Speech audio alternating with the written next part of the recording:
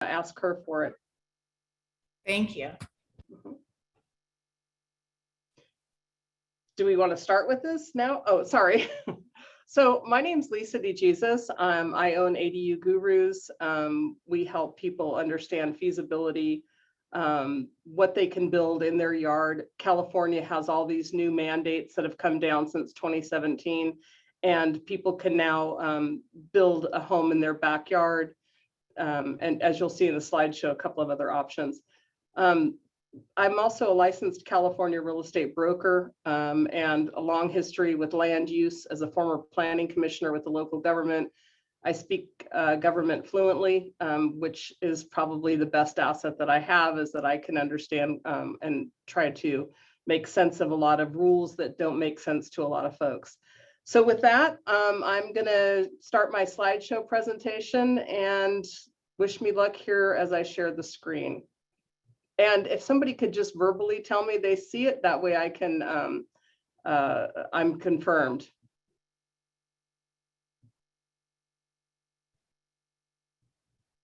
We see it. Yay. So everybody, since all of these laws came down that's supposed to make it easier to build an ADU, I thought this was a kind of a nice take on what the dreamy, feel-good part of we should build an ADU makes everybody think about, wow, this is supposed to be great stuff. But in reality, it looks more like this, right? I mean, it's a challenge to get everything through. You have to understand what you can actually build, what are the setbacks, all of these different factors go into actually getting a permit to build one. So what's an ADU? An ADU is an accessory dwelling unit, and that acronym was coined by the state of California to cover everything from a casita to an in-law suite to a garage conversion. They just said ADU. So it's an accessory to an existing structure. People ask, can I put an ADU on vacant land? No, they can't. It has to be an accessory unit. There's 5 types of ADUs. There's a standalone, meaning that you build it, it's detached from your existing residence. You can do a garage conversion over the garage. Attached, meaning you carve it, you extend onto your house, and then you can convert the existing space. And that's basically, let's say you wanted to turn your master bedroom into its own unit, you could use that existing space. Anything 150 square feet and over is considered an accessory, or can be considered an accessory dwelling unit. Anything under that would not fall under that category. So California decided that local governments were not making it easy to build these, right? I mean, you could always put a granny flat in your backyard. You could always convert your garage into a living space, but they just made it prohibitive. They would do things like charge impact fees, and make your setbacks, meaning that distance between your property line and where you build, maybe 7 to 11 feet. And then you had to be 11 feet from the property or from the roof line. And therefore you could basically build a walk-in closet, and that was it. And the state said, nope, you got to make it so that you can be 4 feet from the side and rear property line or setbacks. Anything up to 1,200 square feet can be considered an ADU. And at least 500 square feet for an ADU, meaning that local governments couldn't make it so that you had to build less than 500. They had to say at least 500, even though you could build, I don't want to confuse anybody on that, but you can build a 400 square foot attached, but the city couldn't, and the city can't say that you couldn't build less than that, and up to 16 feet in height. So local government rules, whatever the local government is, people will call me and say, can I put one of these in my backyard? Yeah, the answer is yes. So the state says that even if you're in an HOA, they cannot prohibit them from being built. So yes, now it just depends on what your local government says in regards to the rules that they've been handed down. So they're taking a lot of time. They're codifying and they're codifying these rules that they're getting from the state. They're turning them into code, and they're short-staffed, and they're also asking third parties to help them because they're kind of inundated with these new rules. but they cannot make the rules any less than what they've been mandated. So what do you need to do to get a permit for an ADU? There are three basic things to remember, and that planning is the department that tells you what you can build. So that's the feasibility part. I often tell people, if you don't want to hire someone like me as a consultant to help you, get a piece of paper, draw your property on it, show where you'd like to build it, and take that piece of paper to the planning counter at your local government and say, can I do this? And they'll at least start directing you. When it gets to building tells you how the structure can be built, and zoning tells you where you can build it. So you submit plans to your local government's planning department. That's where you start. They're going to review the plans and make sure that you can build where you'd like to build. And once that's approved, it goes on to the building department, and then the building department goes from there. So how do you get plans for one of these ADUs? Plans to submit to any local government, you're going to want to present to them your site plan, the portion of the plans. And the thing in California is we need to have Title 24 documents. Title 24 documents tells the local government that you are meeting environmental requirements for the build. So you have structural, mechanical, electrical, plumbing, and Title 24 documents. So you usually want to start with an architect or an engineer that knows how to do these designs. And what I like to tell people, and I think it's important because the older we get, the harder it is to know where to start. I think at any age for that, but in this particular instance, an architect often will help you with a design, but these are boxes usually. These are put in your backyard. They are usually not architecturally significant. So you almost want to start with the engineer portion of this, who can draw plans for you for this backyard addition. Hiring a consultant like me or somebody like me that can at least get you through the process without feeling like you have too many balls in the air and you don't know where to start. I can help you with all of that.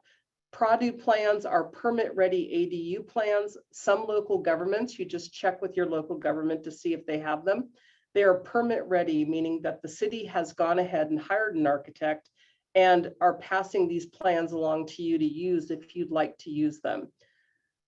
They're an excellent option if you don't want to pay for plans or hire anybody to do something custom for you.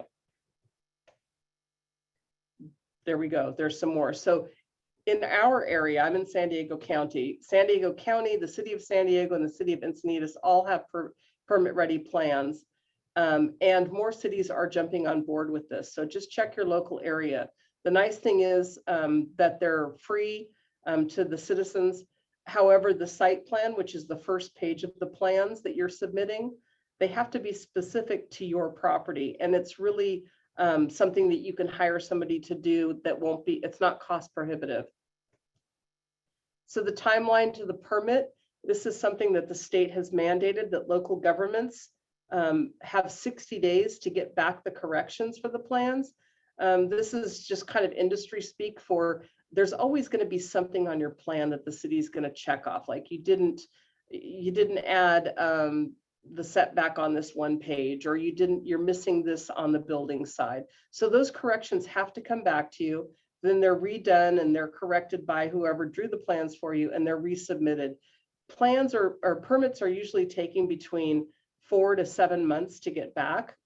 And that might sound like a long time, but historically plans took over a year to get through the local government. So this is actually quite an improvement. So taxation and appraisals. How is your property tax affected by building an ADU? One of the biggest fears that I hear about is, oh my gosh, I've had my property for such a long time under Prop 13. I have such a low tax rate. I don't want to lose that tax rate.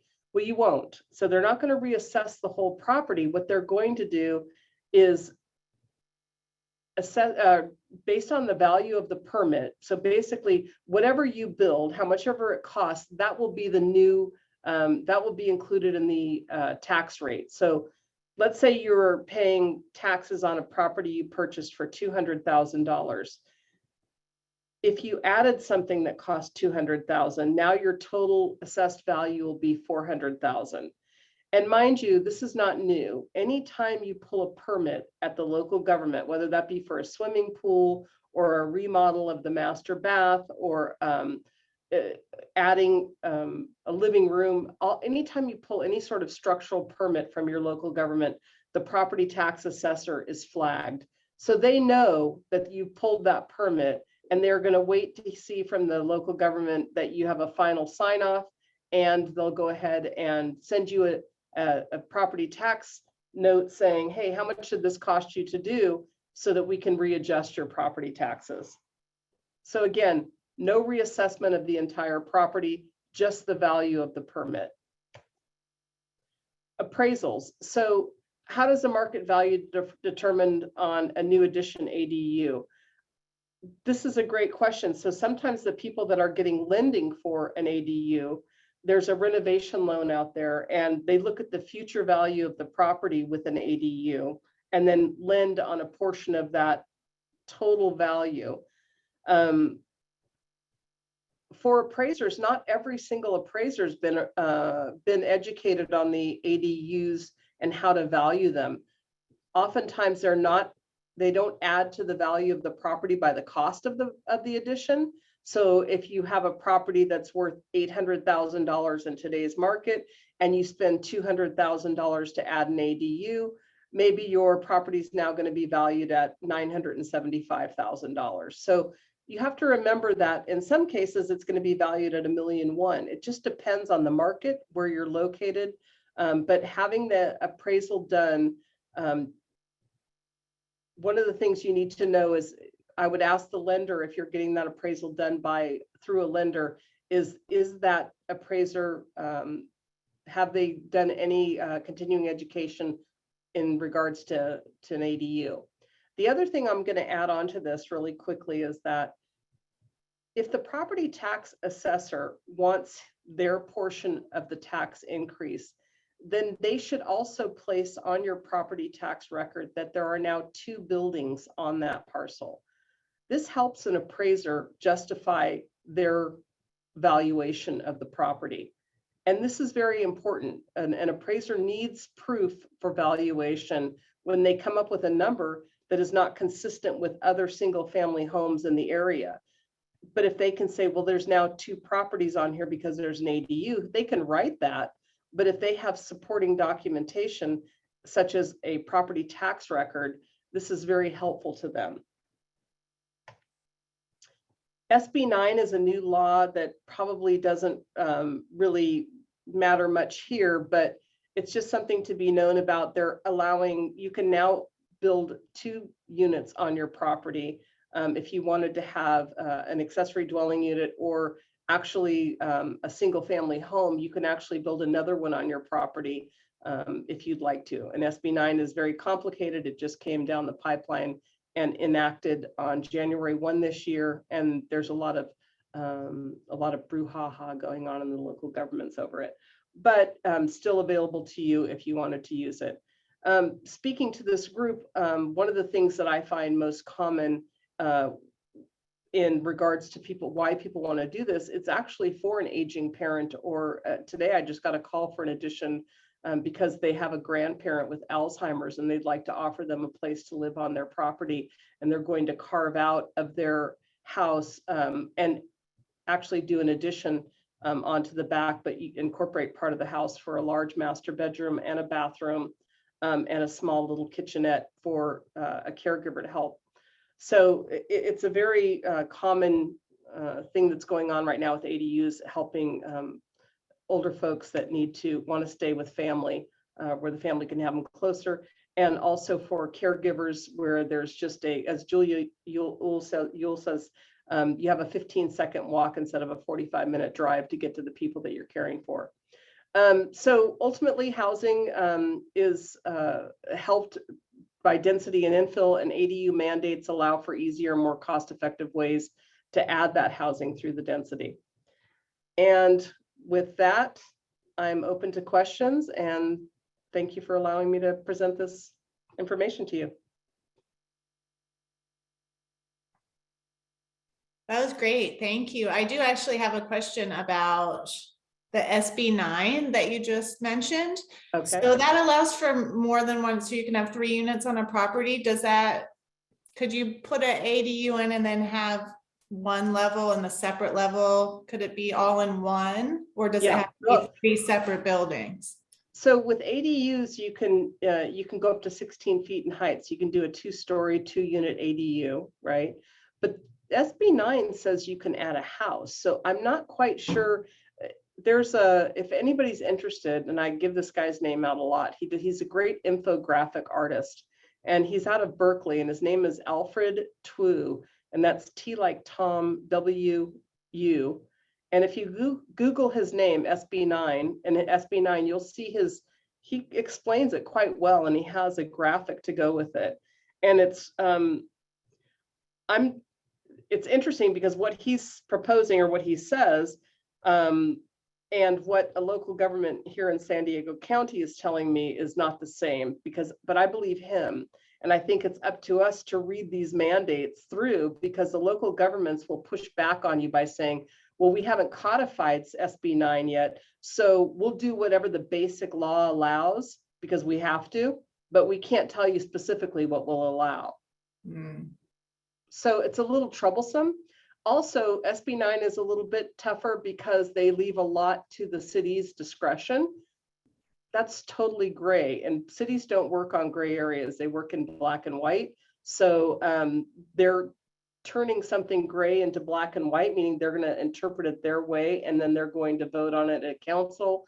And all that's still happening right now. So if I read Alfred Twu's blog on SB9, I'm thinking we can build 2 more houses on the lot. But then when I look at the law and then I hear about tentative parcel maps and land surveys by the local government, I'm thinking, well, I need to do some more exploring. So it's something that's evolving, and probably be some lawsuits to carve out some of that gray area. Sorry for not a better answer, but it's a hard one to be firm on. Yeah. I just saw that Linda asked a question too in the chat. You said HOAs are not allowed to prevent adding an ADU. We can't change anything without a HOA's approval. And can you help remotely or need to see the property in person? Actually, I can answer that part because she looked on Google Maps and looked at my property for me on the phone. So that's right. There we go. I can help anywhere in California. And HOAs as of January 1st, 2020 cannot prohibit you from building an ADU.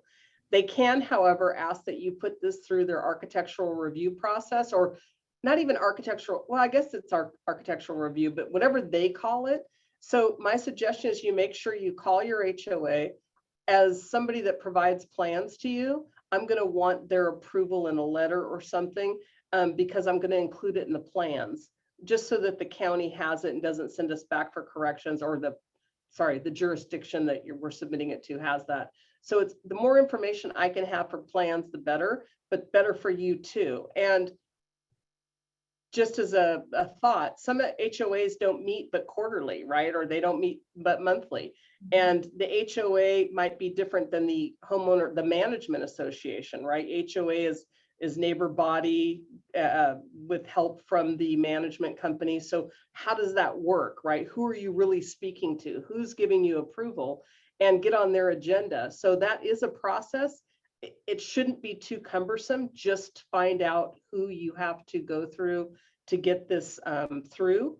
You're going to want to design the ADU with all the architectural features of your HOA. If that's something, if you're in a red tile roof community, you can't put in a black slate tile or black shingle roof or anything like that. So it has to be consistent, and rightfully so.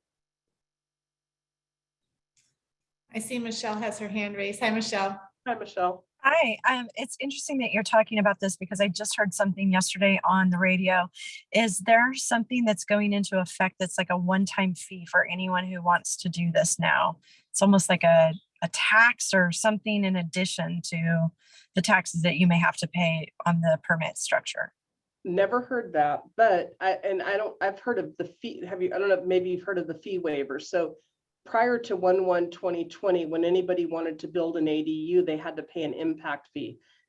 Side note, anybody that owns property, single family now included, and multifamily, are now developers, right? So they're being treated like developers. You're going to develop a house and put it in your backyard, and you're going to build it. Therefore, you're going to be impacting our community, and we're going to charge you accordingly. So for example, in the city of Vista in Southern California, prior to 1/1/2020, just to shake the city's hand because you wanted to build something cost you $14,825 for an impact fee.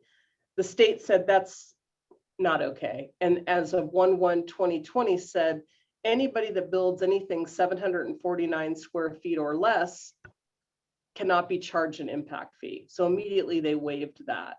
So this is good. These are impact fee waivers. That mandate's good for 5 years. Some cities that feel that they're being choked by these mandates are putting that on their website like, hey, this stops in 5 years because they don't like it. But we still have 5 years of no fees under 750 square feet. Okay. But anything over, you have to. Anything over that still, and city of San Diego is waiving the fees all the way through if it's an ADU, but other cities like Del Mar are putting that date of when that's going to stop, and they won't allow anything. So cities can increase the leniency, right? I mean, they can say, hey, listen, as long as you build an ADU, we won't charge you an impact fee. And other cities are like, hey, 750, but everything else is fair game, and we're going to charge you.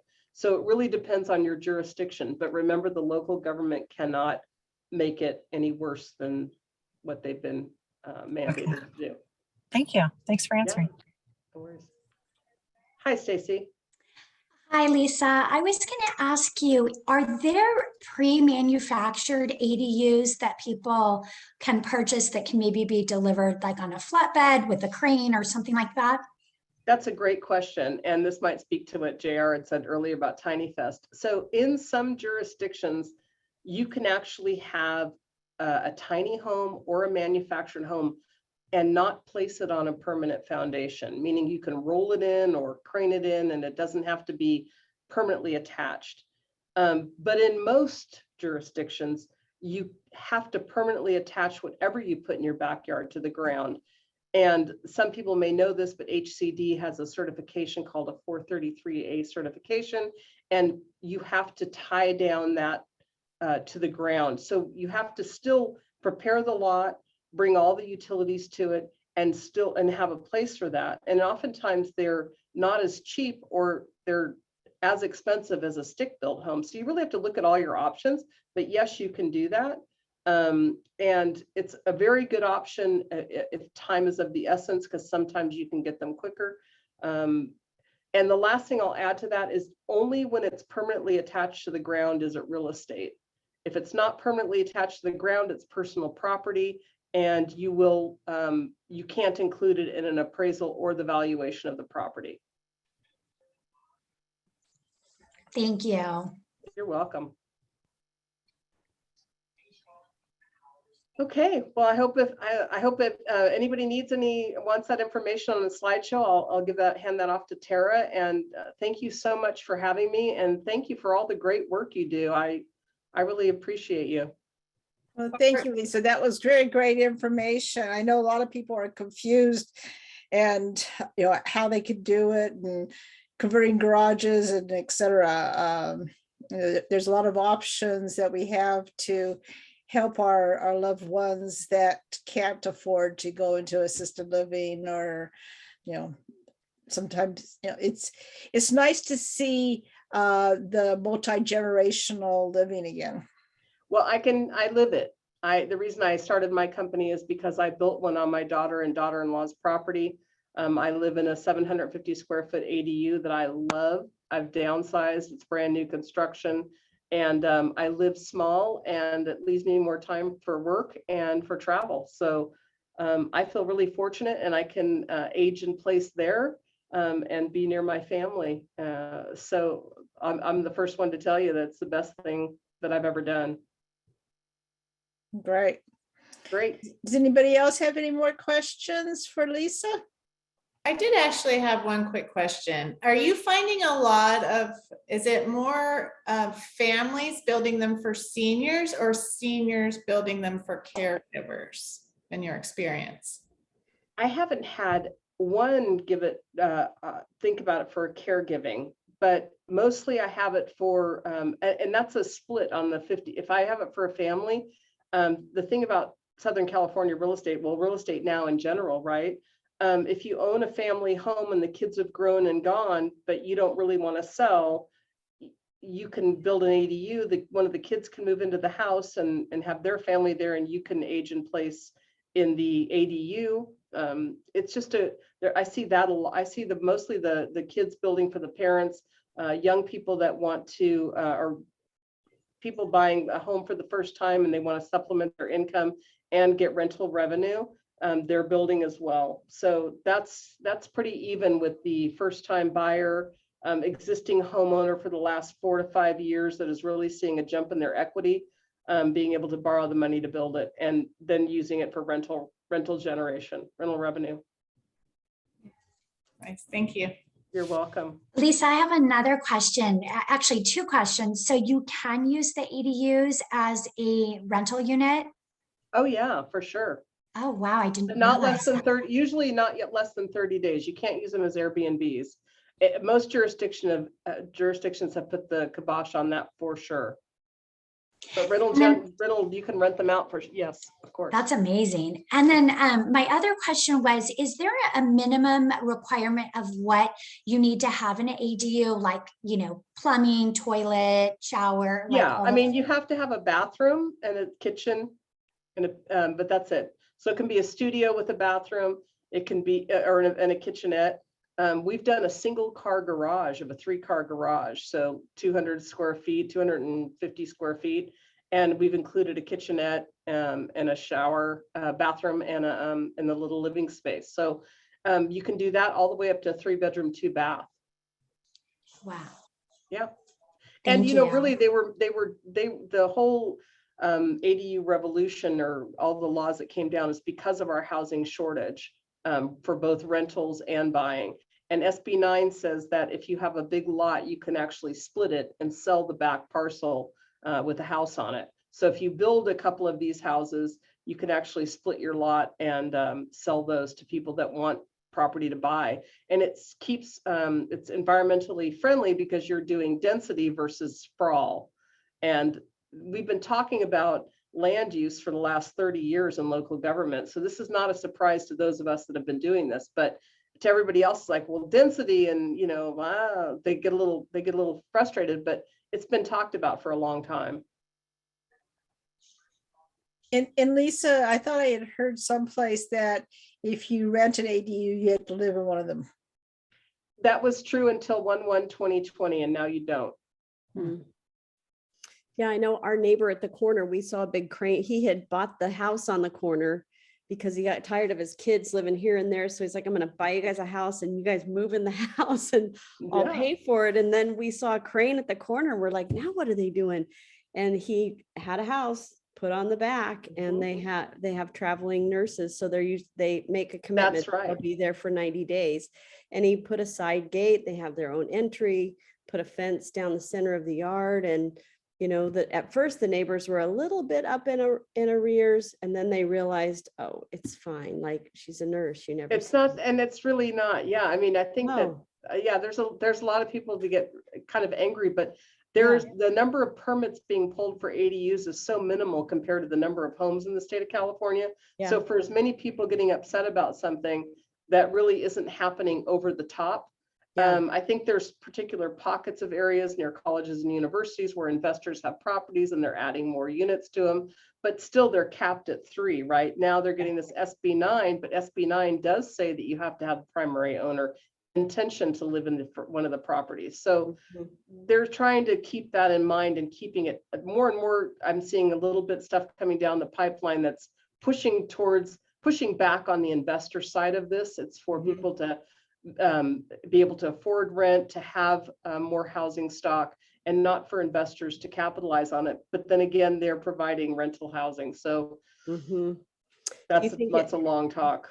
Do you think here in California, it's even more attractive because of the price of housing and because of how people are moving out because of the price of housing, that people that are thinking to stay or move here, they go, oh, we have an option. We could put an ADU Yeah, sure. on there. And so then they feel like it's more affordable. Absolutely, it's a great option for all those reasons. It's a Yeah. great options for first-time buyers, so that if they can afford to put an ADU on there to help supplement their mortgage payment. It's Right. great for mom and dad or one of the aging parents to build one on and give the house to the kids and maintain their property tax. I mean, there's so many good things out there to me to do it, and to quit urban sprawl where we're Yeah. building out and just staying closer. We can live smaller. So I think that's just a personal feeling about it. I think it's a great opportunity for people. Yeah, I agree. I mean, there's only so much land, right? And we run out Right. of it, That's so right. why not Right. just supersize what we already have? We're a supersizing society anyways. That's right. We can do that. Well, I know you guys have a meeting to get to, so thank you for having me. I'm going to let you go, and like I said, I'll send Tara the link. And Carolyn, thanks so much. Thank And you. everybody here, thank you for having me. Thank you, And Susan. quickly, Tara, do you want to share what's going on with National? Yes, I can give you some of the updates that we have coming up. We have actually two really, really good presentations on March 30th. It's something actually Mr. Ryan in Boston set up, the MIT Age Lab. One of their technical researchers is speaking to us about what they're doing, their work in the aging in place space. And she works a lot with the super seniors, the 85 plus. So she's going to be talking about that. And then in April, we have someone coming for a professional development series, all about follow-up strategies for people that hate follow-up, which is definitely me. I don't like to follow up. So I will be on that call if you want to join me. And again, if you would like to be on the podcast, we record every other Friday at 9 a.m. So just send me a message. I saw Nita already sent me one, Ryan. So we're going to talk about the top 10 myths in Medicare coming up soon.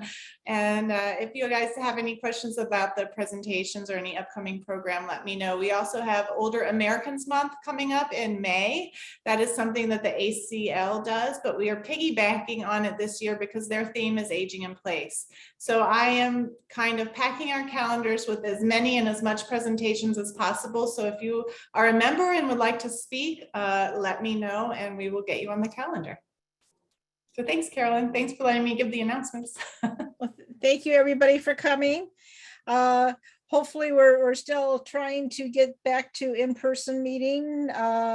It's always been a little bit of a challenge post-COVID to put it all together. But if anybody has any suggestions of places that they've heard that are opening back up for meetings, please let me know.